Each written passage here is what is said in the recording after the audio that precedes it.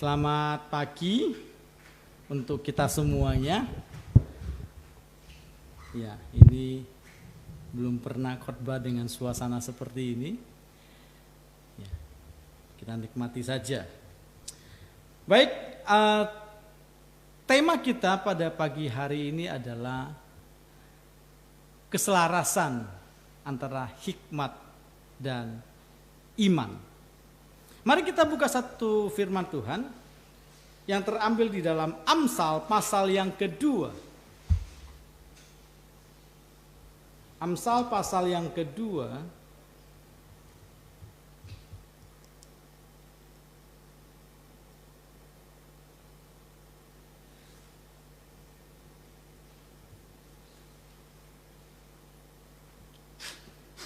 Amsal pasalnya yang kedua, ayatnya yang ke-6 dan ayat yang ke-7. Amsal pasal yang kedua, ayat yang ke-6 dan ayatnya yang ke-7. Mari kita baca bersama-sama, yang di rumah juga baca bersama-sama ya. 1, 2, 3. Sebab Yahweh memberi hikmat dari mulutnya, datang pengetahuan dan pengertian. Dia menyuarakan hikmat bagi orang-orang yang tulus, menjadi perisai bagi orang-orang yang berjalan dalam kejujuran. Ayat ke-8. Untuk menjaga jalan keadilan, dan dia melindungi jalan orang-orang kudusnya. Baik, kalau kita perhatikan baik-baik ayat ini ada dua bahagian. Yang pertama mengatakan kepada kita di dalam ayat yang ke-6 bahwa hikmat dan pengetahuan dan pengertian itu berasal dari Dia dan Dia yang memberikannya.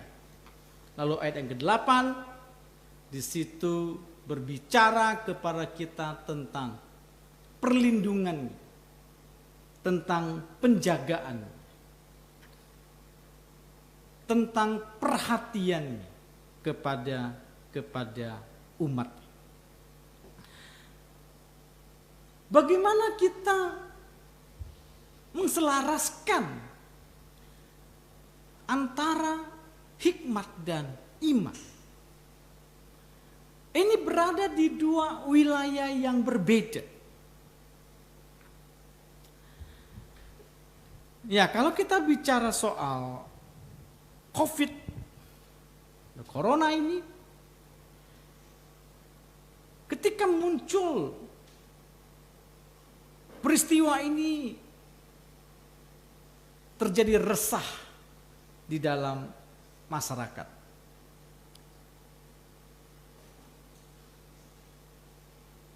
Mulai merambah ke wilayah agama.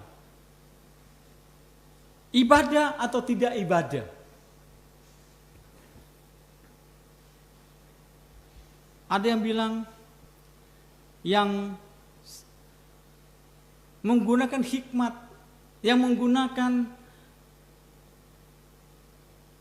iman mengatakan, baca dong Mazmur 91.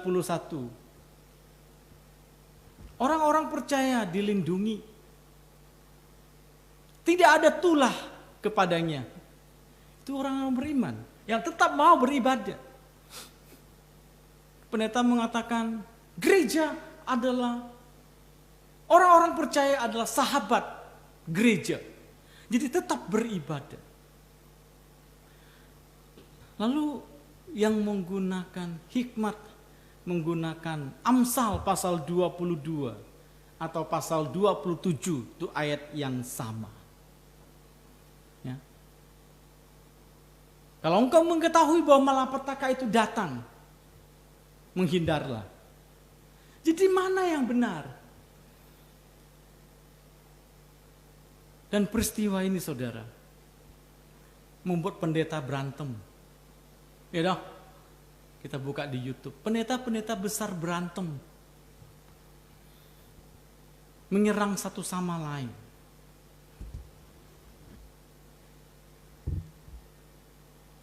Malah pendeta yang berantem. Banyak juga jemaat merasa gelisah dan kecewa. Suasana kondisi yang seperti ini harusnya bersatu dan akur, menenangkan jemaat. Tapi justru terjadi perbedaan pendapat. Nah, saudaraku sekalian,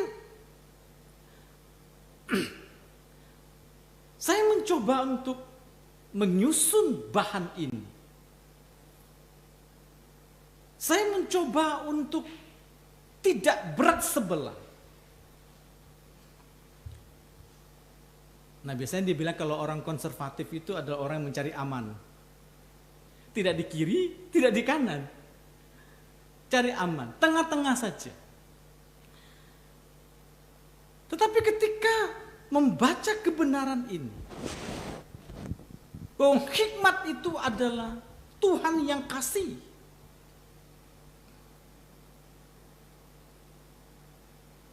Karena bagian yang pertama, poin pertama adalah di manakah posisi antara hikmat dan iman. Saudaraku sekalian, hikmat itu bermain di wilayah manusia. Hikmat itu adalah kecerdasan memetakan masalah, itu hikmat. Kepandaian yang Tuhan berikan kepada manusia, di mana hikmat itu adalah untuk kita berpikir. Hikmat ketika berpikir kita menganalisa, setelah menganalisa kita mengambil keputusan, lalu kita bertindak. Itu hikmat. Dia bermain di wilayah manusia.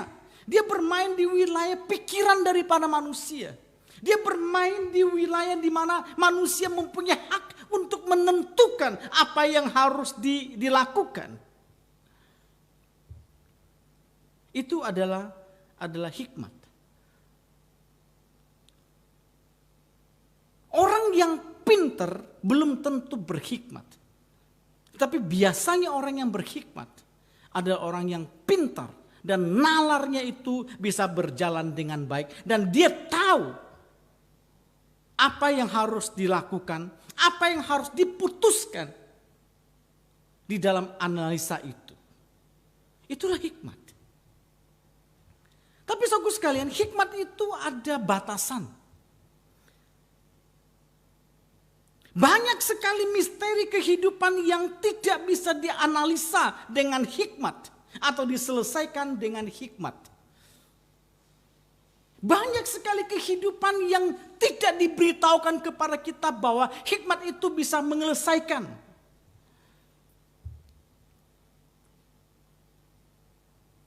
Hikmat memiliki keterbatasan oleh karena kemampuan berpikir kita itu terbatas. Maka hikmat itu terbatas. Walaupun hikmat itu adalah pemberian daripada Tuhan itu sendiri. Karena apa? Karena banyak sekali kehidupan ini adalah misteri yang tidak bisa terselesaikan dengan pikiran manusia. Saudaraku sekalian, bukankah dengan adanya kondisi seperti ini membuat kita menjadi bingung?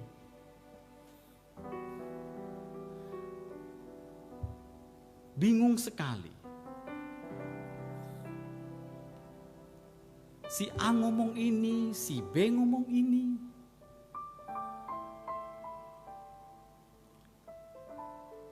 Virus. Ada yang mengatakan itu bukan makhluk hidup, tapi hanya merupakan partikel. Ada yang bilang makhluk hidup, dia akan mati dengan cara-cara tertentu.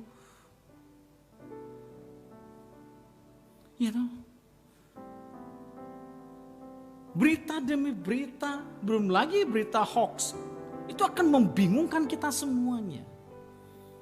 Kita menjadi gelisah dan kita menjadi resah. Kita harus bikin apa? Kita harus berbuat apa?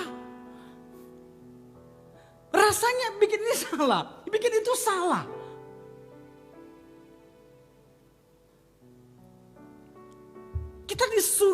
Kita disuruh melakukan hal-hal yang Banyak sekali yang tidak biasa kita lakukan. Disuruh cuci tangan puluhan kali. Dari lahir sampai hari ini, tangan saya belum pernah selembut sekarang. Kenapa? Dikit cuci tangan. Jangan pegang apapun sebelum cuci tangan. Nah, kita kan gak biasa. Ya dong, ada makanan, kita ambil. Waktu kita kepegang, belum cuci tangan. Ya terlanjur, udah pegang. Ya makan saja.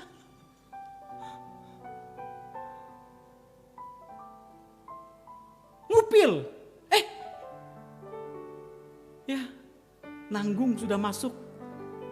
Sekarang ada peraturan baru. Dulu kan habis ngupil cuci tangan. Sekarang kebalik. Cuci tangan dulu baru ngupil. Ya kan? Kita dibuat dengan begitu repotnya. Kita punya hikmat. Tapi kita sering sekali kita lupa. Kita memegang ini. Kita melakukan ini. Lalu kita curiga. Ini tangan saya bersih enggak?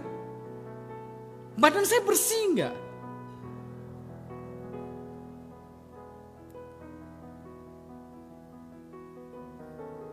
Kita bingung karena kita juga tidak tahu. Orang yang di dekat kita ini, anggota rumah kita, kena atau tidak kena. Kita curiga satu sama lain.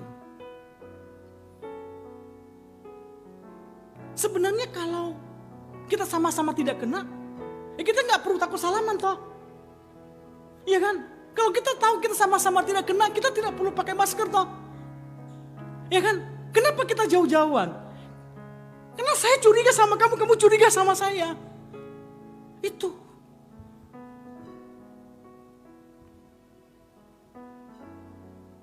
Kadang-kadang kita sendiri pun kita tidak yakin bahwa kita tidak kena. Saya kan ada masalah jantung. Ada masalah sedikit mah. Mah itu kan kadang bikin sesak ya. Udah bikin sesak, kaget, takut. Ada apa ini? Curiga terus dengan diri sendiri. Ketika curiga sendiri, tegang sedikit, jantungnya berdebar lebih kencang. Tambah parah. Saya kena. Kita dibawa satu kondisi di mana hikmat kita terasa kita sudah tidak bisa berbuat apa-apa lagi.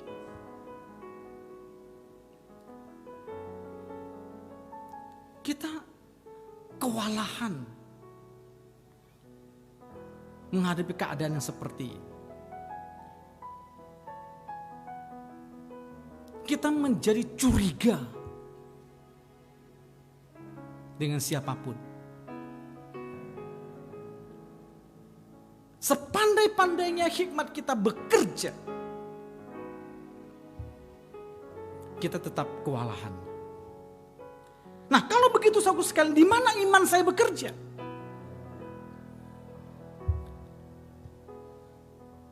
Di mana letak iman saya? Apa yang saya harus lakukan dengan iman saya?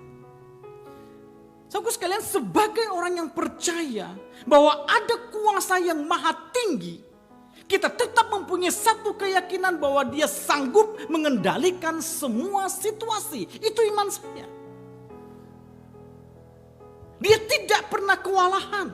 Sang pencipta kita tidak pernah kewalahan menghadapi apapun. Dia terlalu sanggup menghadapi apapun. Walaupun saya tidak tahu apa yang dia lakukan.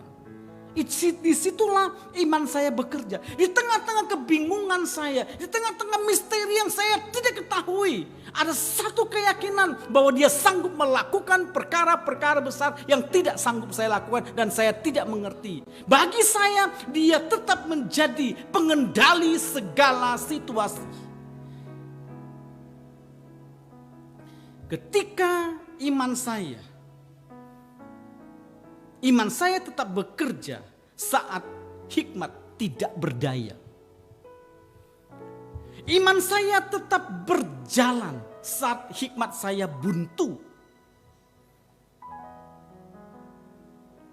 Iman saya adalah pasrah kepada Dia yang mengendalikan. Ketika ada hal-hal yang demikian terjadi, apa kata iman saya? Berlutut, berdoa.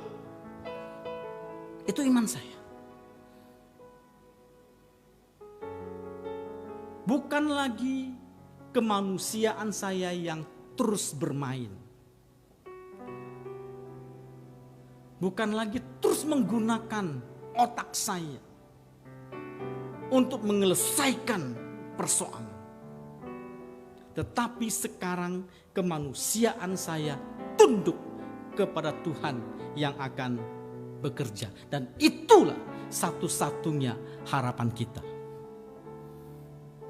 Karena kita tahu, sesempurna apapun yang kita lakukan, tidak akan pernah sempurna. Hampir setiap hari kita kecolongan kok.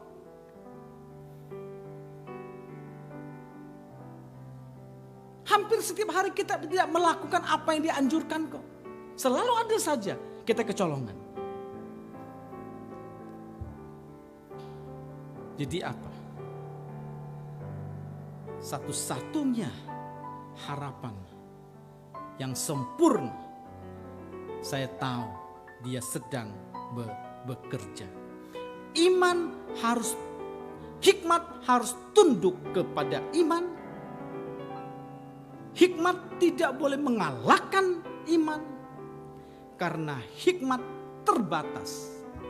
Sementara iman melampaui akal. Ketika apa yang sudah melampaui akal, yang tidak sanggup lagi saya pikirkan, Dia ada di situ. Dia ada di sana. Itu harapan kita semua satu-satu. Sebagai orang yang percaya, tidak menjadi pasrah pasif, tidak putus asa dan menyerah begitu saja. Sebagai orang yang percaya, imannya tetap berkata, Dia mengendalikan semuanya. Yang kedua, ada peristiwa keselarasan hikmat dan iman. Ada dua peristiwa terjadi. Coba kita baca lagi. Kita buka di dalam Keluaran pasal yang ke-8 ayat yang ke-22. Keluaran pasal yang ke-8 ayat yang ke-22. Saudaraku sekalian, ini adalah peristiwa bangsa Israel ketika mereka berada di Mesir. Dan saat itu mereka dipersiapkan untuk keluar dari Mesir.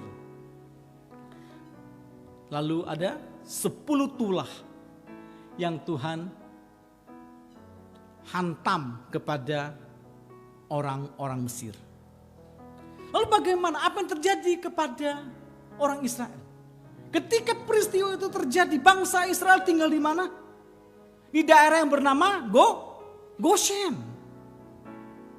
Mereka tinggal, ya kalau di Jakarta ada kampung Bali, kampung Jawa, kampung Ambon. Di Mesir ada kampung Yahudi. Nah, kita lihat ketika tulah itu datang dengan bertubi-tubi, apa yang terjadi dengan orang-orang Yahudi, bangsa Israel yang tinggal di Goshen. Keluaran pasal 8 ayat 22. Keluaran pasal yang ke-8 ayat yang ke-22 saya akan bacakan.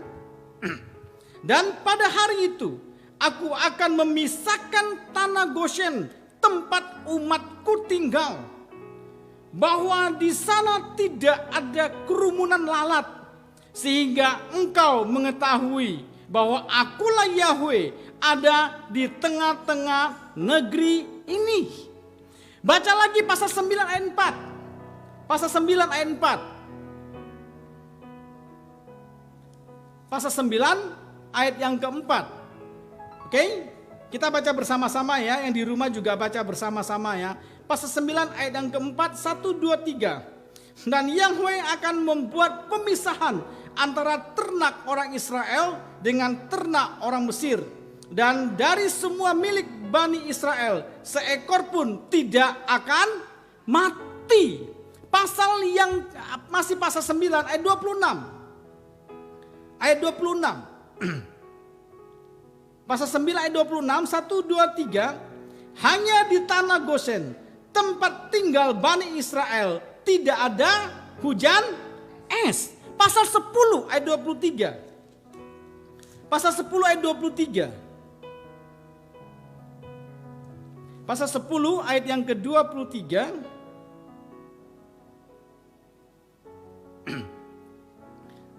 1, 2, 3. Mereka tidak dapat melihat seorang terhadap saudaranya, dan mereka masing-masing tidak dapat beranjak dari tempatnya 3 hari lamanya. Tetapi untuk seluruh Bani Israel ada terang di tempat tinggalnya. Ketika tula-tula itu datang kepada bangsa Mesir, bangsa Bani Israel dihindarkan dari semua tula itu. Khususnya di tanah Goshen tidak ada tula yang mampir, tidak ada tula yang datang kepada mereka. Mereka hidup di dalam damai.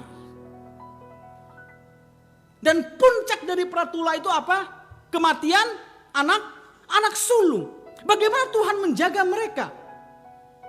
Tuhan menjaga mereka dengan mengoleskan darah anak domba di pintu. Sehingga ketika maut itu datang, maka tidak ada kematian di negeri orang Israel, di Bani Israel. Sementara anak sulung dari manusia, dari binatang sampai manusia, yang sulung mati semua di seluruh Mesir. Dan dikatakan bahwa tidak ada rumah yang tidak mengalami ratapan. Wah. Saudara sekalian, kalau begitu, orang yang tinggal di Goshen mempunyai pilihan. Dia mau hidup di dalam gelisah atau hidup di dalam damai. Mereka punya hak untuk memilih, untuk menentukan mau hidup di dalam kegelisahan atau mereka hidup di dalam damai. Mungkin ada orang Israel, Bani Israel menjaga jarak dengan orang-orang Mesir supaya tulanya jangan sampai datang kepada mereka. You know? Mungkin ada orang Israel merasa gelisah, kepingin tahu seperti apa yang terjadi. Apakah akan menimpa mereka? Mereka punya hak untuk menentukan.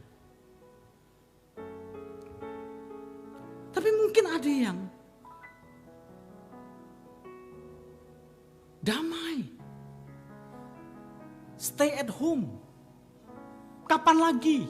Selama ini jadi budak. Sekarang tidak usah kerja. Makan. Mereka bersantai, kumpul dengan keluarga. Kesempatan bagi mereka untuk melihat kemuliaan Tuhan. Tapi mungkin ada sebagian merasa gelisah.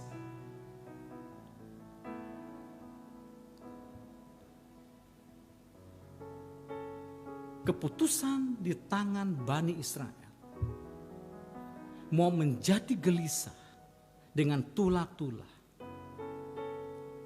atau hidup damai di Goshen yang Tuhan jaga. Yang Tuhan tidak izinkan tula atau malapetaka menghampiri mereka. Yang kedua, peristiwa apa? Apa yang terjadi pada Nuh? Lockdown 8 bulan di dalam Batra. Tuhan bilang masuk ke dalam Batra. Tuhan tutup pintunya. Tuhan bilang, tadi pagi saya baca ulang peristiwa itu. Aku akan memusnahkan semua yang hidup yang ada di bumi. Nuh masuk. Di luar binasa. Nuh dan keluarga selamat. Oleh karena apa? Nuh taat.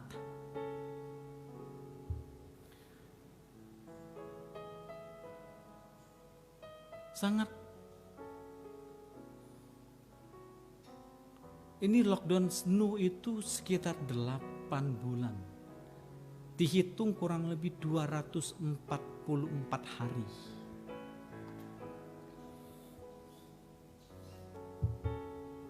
Di dalam Batra. Bergaul dengan semua binatang. Bosan enggak? Nuh pasti bosan. Ya dong, enggak ada TV, enggak ada internet, enggak bisa waka-waka, hahaha, enggak bisa messenger, ya, enggak bisa live streaming, bosan 8 bulan, bau pasti, karena semua binatang ada di situ. Pasti bau sekali. Pasti tidak nyaman. Pasti tidak nyaman. Hanya lihat istrinya, lihat 3 anaknya. Lu lagi. Tetapi saudaraku sekalian, Nuh taat. Dia kerjakan dari segi kemanusiaannya. Tetapi keselamatan berasal dari Tuhan.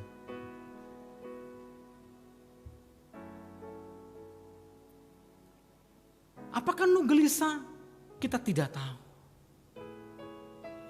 Tapi janji Tuhan datang kepadanya dan tidak meleset.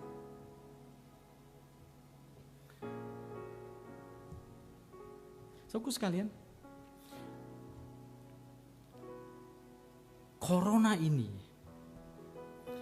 saya lihat bukan lagi sekedar virus yang mendatangkan penyakit dan mematikan. Tidak sekedar itu.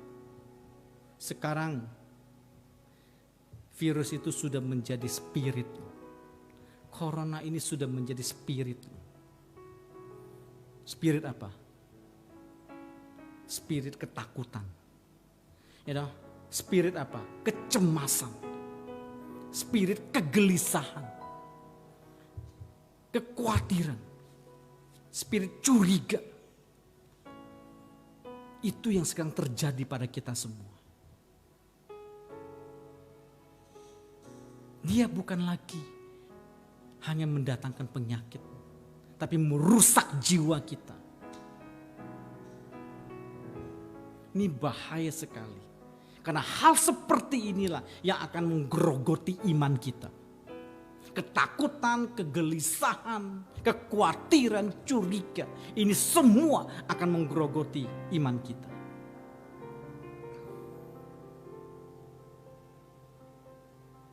Kita takut dekat dengan orang. Kita menghindar dengan banyak orang. Orang batuk sedikit, kita curiga dia. Banyak orang jadi parno. Banyak orang yang sekarang datang ke psikiater. Lagi laku nih psikiater nih. Masalahnya cuma satu. Yang mereka keluhkan cuma satu. Dia bilang, kok kenapa kok saya sekarang ada perasaan takut ya?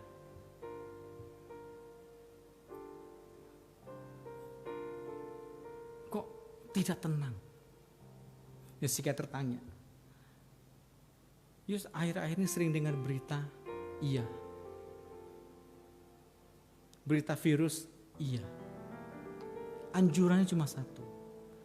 Tinggalkan berita itu. Jangan nonton. Jangan nonton. Jangan dengar.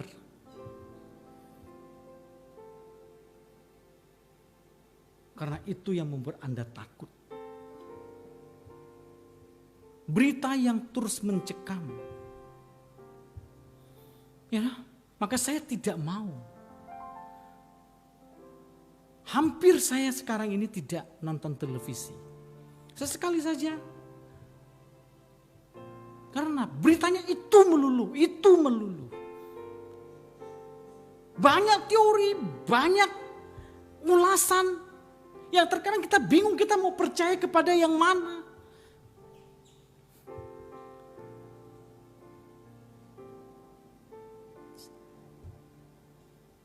Saya cuma berpikir kalau kita banyak mendengar, tahu hari ini tambah berapa yang positif, mati berapa orang.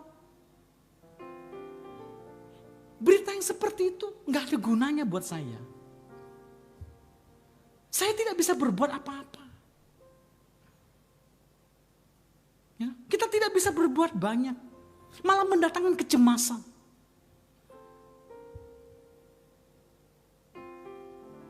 Kita malah gelisah.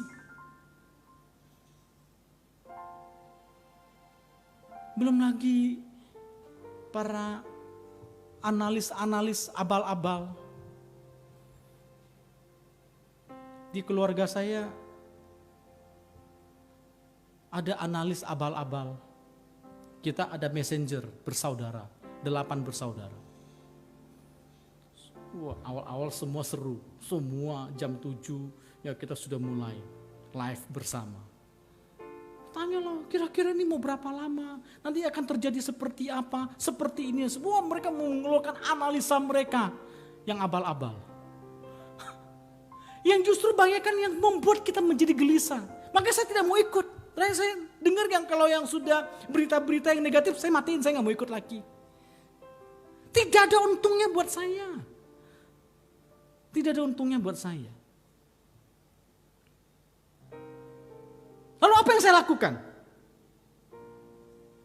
Di mana hikmat saya?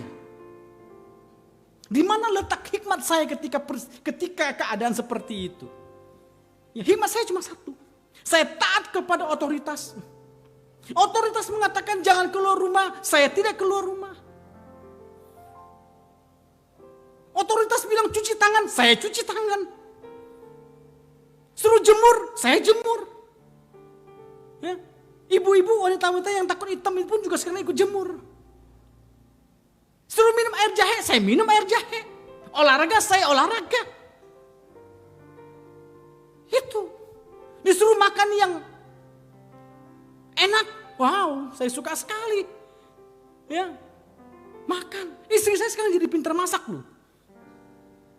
Walaupun kadang-kadang rasanya tak terduga. Masakan lama, tetapi dengan rasa baru. Exciting sekali saudara. Nikmati saja. Nikmati saja. Lebih banyak tidur, rebah-rebahan.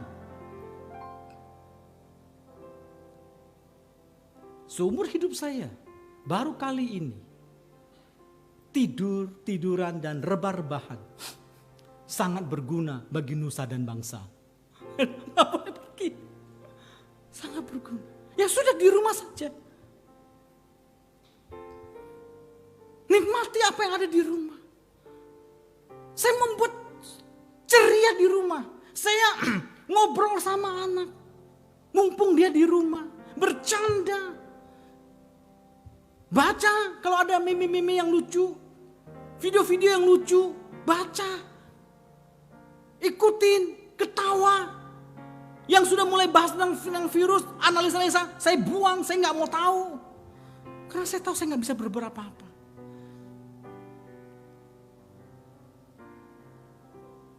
Itu yang menghibur saya. Saya tetap bisa bersuka cita di tengah-tengah kondisi yang seperti itu. Karena bagi saya, hati yang gembira adalah obat corona. Itu.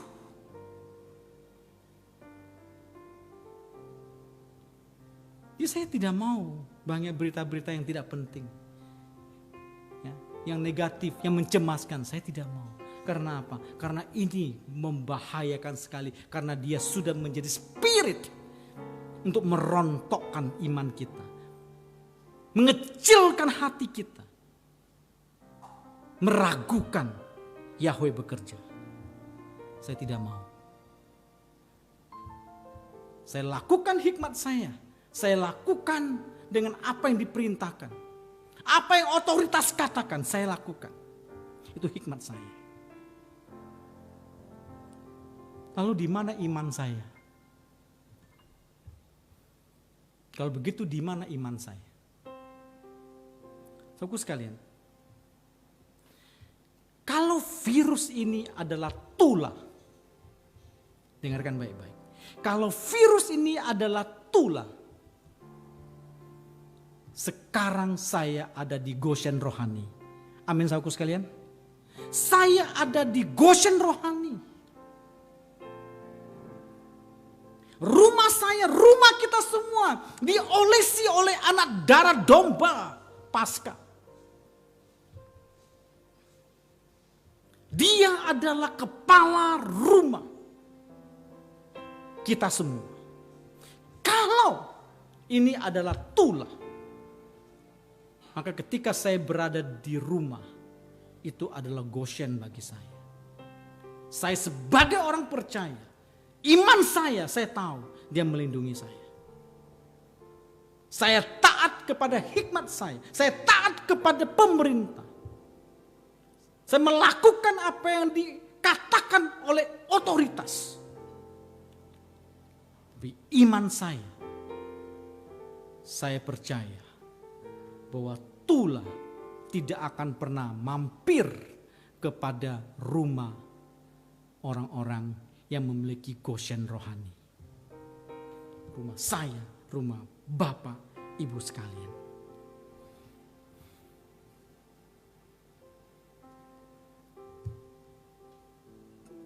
Ketika saya bertanggung jawab menjaga diri saya,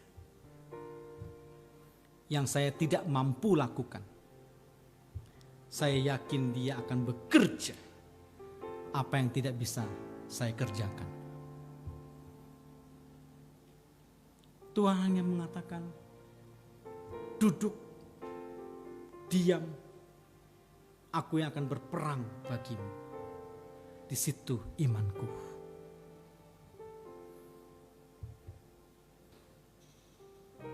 Saya selalu percaya, apapun kata orang berhikmat, saya yakin orang-orang percaya di dalam tangannya. Di dalam pemeliharaannya. Saudara sekalian, kita sering bilang loh kita beriman. Coba kita renungkan kembali. Jangan-jangan semua keputusan kita sekarang itu adalah berasal dari hikmat.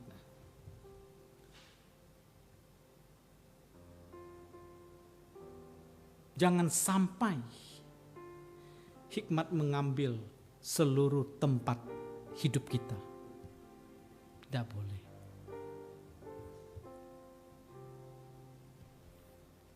Kita memiliki kekhawatiran yang berkelebihan, kegelisahan yang berkelebihan, sukacita sudah tidak ada, sudah nggak bisa makan, sudah nggak bisa tidur. Itu bukan lagi di wilayah hikmat, tapi itu sudah di wilayah menggerogoti iman. Hati-hati, hati-hati.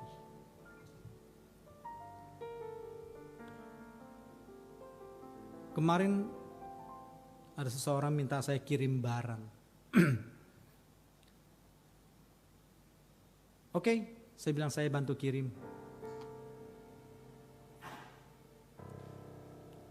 Dia bilang, Pak tolong ya, nanti bungkusannya itu disinfektan. Dia kasih alkohol ya. Oke. Tapi saya bilang sebenarnya enggak ngaruh.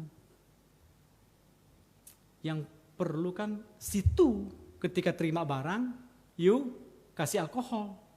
Ya kan? Bukan saya. Saya kirim kan perjalanan kan juga dipegang oleh semua orang. Oleh petugas-petugas, oleh karyawan-karyawan. Enggak apa-apa lah Pak, minimal kan 2 kali. Ya sudah, saya kerjakan. Gak lama kemudian dia tanya lagi, Pak boleh ganti kurir enggak? Untuk apa? Saya bilang, saya pakai kurir ini karena ini dekat dengan rumah. Saya juga gak mau pergi jauh-jauh, saya bilang. Saya bilang, kenapa? Mesti ganti kurir. Pak, kurir yang Bapak pakai itu pengirimannya banyak orang. Kalau yang pakai ini, yang kirim sedikit. Ya ampun. Emang barang yang dikirim dipegang oleh semua orang? Kan paling petugas-petugasnya yang pegang. Iya kan? Kenapa sampai takut sampai seperti itu? Khawatir sampai seperti itu. Dan saya sudah pada posisi yang seperti itu, saya sudah tidak bisa tolerir lagi. Saya bilang, sorry, enggak bisa. Lalu dia bilang, Pak, kalau begitu ya sudah, tidak usah dikirim dulu. Ya sudah.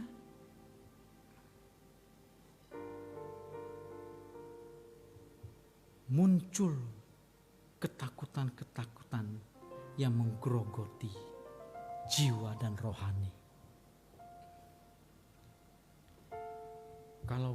Kalau ini adalah tulah, sekali lagi, kita ini adalah Goshen rohani.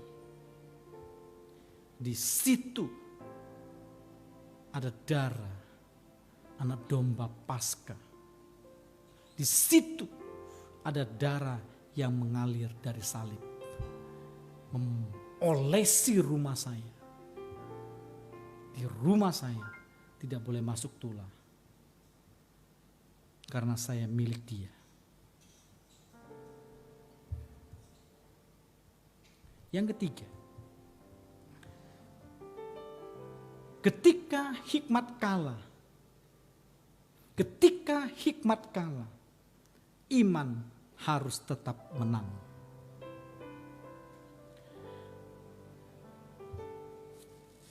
Ketika iman kalah, hikmat harus tetap menang. Berita yang saya dapatkan sekitar 20 pendeta meninggal. Saya nggak tahu apakah ada tambah lagi. Dan salah satu yang meninggal itu adalah teman saya. Walaupun sudah lama kami tidak pernah ketemu. Yaitu pendeta Kalam Kudus yang ada di Green Garden.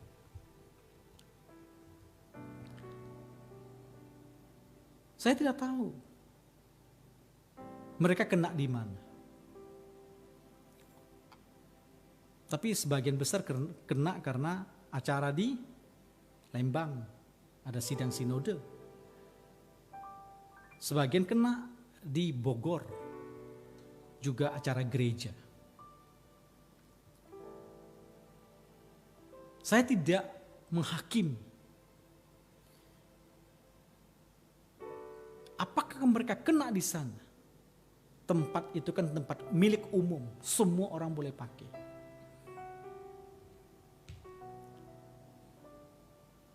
Dan di antara mereka yang kena ada 20 pendeta yang sudah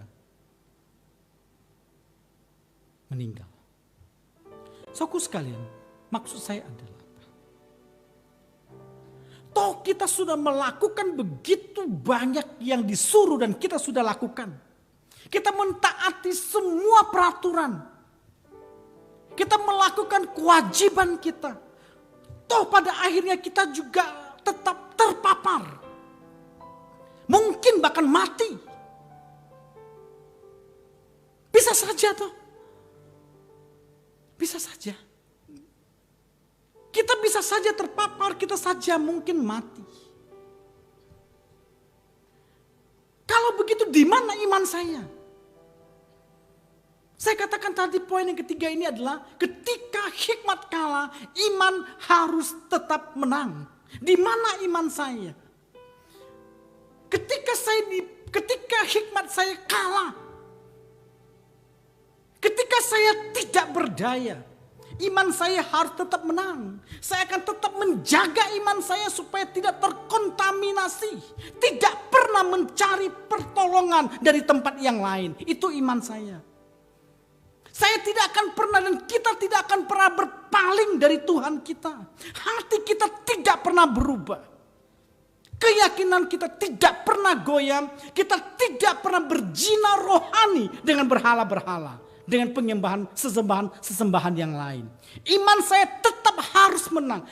Pegang teguh kepada janji saya kepada Dia. Dan saya tidak akan berpaling. Dan kita tidak akan berpaling dari Dia. Tidak akan pernah menjadi kecewa.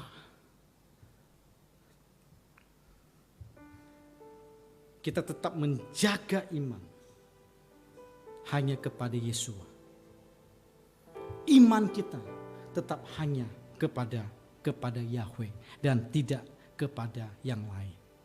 Kita tidak pernah menjadi pengkhianat rohani dan berharap kepada iman yang lain. Hikmat saya boleh kalah. Iman saya tidak boleh kalah. Hikmat saya boleh hancur, runtuh. Iman saya kepada Dia tidak boleh runtuh. Iman saya tidak boleh goyah. Dan saya tidak boleh sedikit pun berpaling dari Dia. Tidak boleh menjadi tawar hati dan kecewa dengan Tuhan. Walaupun keadaan tidak seperti apa yang saya inginkan. Apa itu iman? Dengan sederhana ingin saya katakan bahwa iman selalu mengerti bahwa dia tidak pernah berbuat salah dan jahat kepada umatnya. Itu. Di tengah-tengah ketidakmengertian dan misteri, saya selalu ingat bahwa Dia berbuat baik. Maka kita tidak pernah kecewa. Maka suatu hari ketika Martin Luther diperhadapkan dengan sidang agama. Karena dia dianggap pemberontak di gereja Katolik. Di sidang mengambil keputusan apakah dia akan dihukum mati atau tidak. Lalu meminta kepada Martin Luther untuk menyangkali apa yang dia lakukan. Dia berkata apa? Di sini aku berdiri, aku tidak akan berbuat yang lain. Padahal dia tahu keputusan hukum mati sudah di depan mata. Tapi dia berkata, di sini aku berdiri dan aku tidak akan pernah berbuat yang lain. Maka Ayub mengatakan perkataan, Yahweh yang memberi, Yahweh juga yang mengambil. Terpujilah nama Yahweh. Disitulah kemenangan iman kita. Walaupun hikmat kita menjadi kalah. Saya harap kita semua di sini maupun yang di rumah, di mana saja Anda mendengarkan kebenaran ini, pegang teguh